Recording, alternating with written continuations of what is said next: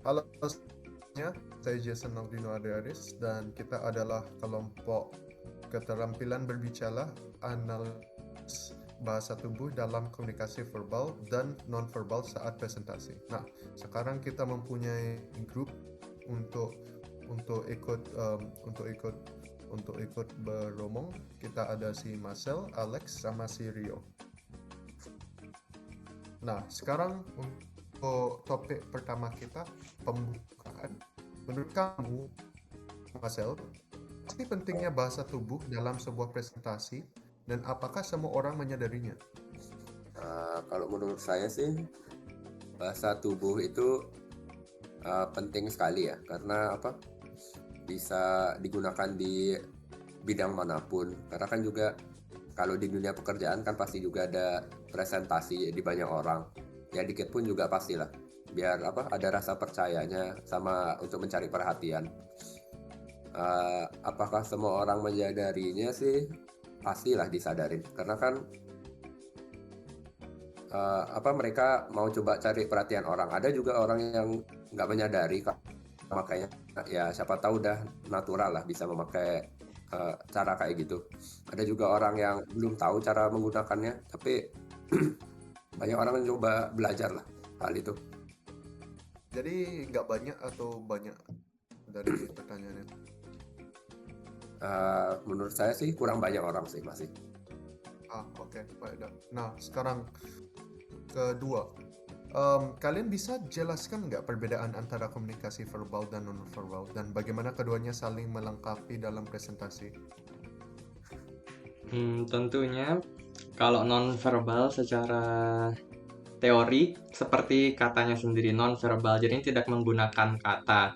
Sedangkan kalau verbal itu dia lebih cenderung menggunakan kata. Kita harus menyampaikan misalnya secara lisan atau tulisan. Jadinya salah satu contoh dari verbal seperti saya katakan itu adalah secara lisan, dan contoh untuk yang non verbal adalah gerakan tubuh. Dari sana gerakan tubuh bisa menjadikan sebuah tambahan. Kita bisa membuat gestur yang dapat membantu untuk menyampaikan pesan kita atau menggapai emosi dari pendengar. Ya, itu sih menurut saya. Oke, dari itu sih aku mau bertanya itu kayak apa saja contoh bahasa tulis yang baik saat presentasi gitu? Kayak dari topik pertama gitu. Menurut saya, contoh bahasa tubuh yang baik saat presentasi itu misalnya pas tangannya dipakai kayak sekarang ini. Eh, atau kalau dari postur tubuhnya eh, tidak begitu bungkuk bisa jadi. Lalu tangannya jangan masuk ke kantong atau sembunyi-sembunyi begitu sih menurut saya. Oke. Nah, sekarang pernah nggak kalian lihat presentasi yang secara verbal bagus, tapi jadinya nggak meyakinkan karena bahasa tubuhnya itu kurang pas gitu? Bisa bisa ceritain sedikit nggak dalam dalam itu?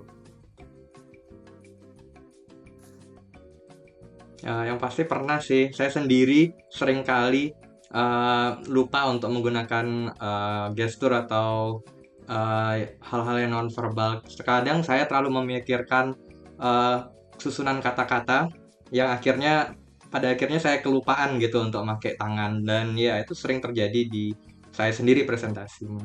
Iya, Oh, pasti agak aneh gitu ya. iya betul. Jadinya harus lebih latihan sih menurut saya. Oke, tapi menurut kamu, apakah bahasa tubuh itu bisa disalahartikan gitu? Misalnya karena perbedaan budaya atau kebiasaan audiens gitu, kayak ada banyak orang lakukan gitu biasanya gitu. Menurut kamu bagaimana, Lex? Kalau penyalahgunaan gestur itu bisa terjadi dan seringkali terjadi, itu sangat mungkin ya. Jadinya caranya untuk menghindari itu adalah untuk menurut saya ya latihan, dan kita bisa lihat orang-orang di YouTube yang sedang berpresentasi, dari sana kita bisa belajar. Ya, itu menurut saya. Ada tips nggak kayak buat teman-teman supaya bisa sadar gitu kalau menggunakan bahasa tubuh yang efektif saat presentasi gitu? Eh, untuk tips ya pasti ada sih, karena kan apa ya, misalnya kalau lihat presentasi di kayak event yang besar lah, kan itu eh, orang yang lagi presentasi atau orang yang lagi di depan panggungnya itu kan pasti menggunakan gaya tangannya, harus itu lebih confident saat di panggungnya tersebut, ngejelasinnya apa, mencari perhatian banget lah. Harus itu juga gerakan tangannya bikin tertarik lagi jelasin apa. Nggak tahu sih kalau Rio ada pendapat lain nggak? Setuju sih. Mungkin kalau biar lebih sadar ya cuman kita harus terbiasa saja. Mungkin kita harus berlatih di depan cermin gitu sendiri bisa. Nggak perlu malu, kita tinggal melihat gitu. Mungkin kita bisa rekam diri sendiri lalu evaluasi rekaman yang kita buat tersebut. Oke, baik. Gitu sih. Nah, itu aja dari podcast kita. Dan ada kesimpulan nggak teman-teman dari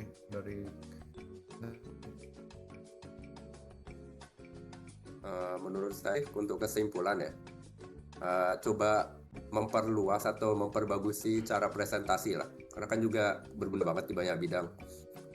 Dan juga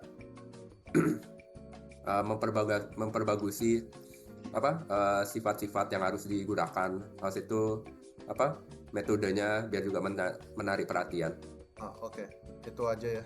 Dan itu sangat penting banget kan. Dan semuanya harus coba. Betul. Apakah semuanya? Oke, betul. Ya, bagi Itu saya sih aja. penting. Setuju. Itu aja dari konklusi kita. Terima kasih untuk mendengarkan podcastnya. Makasih.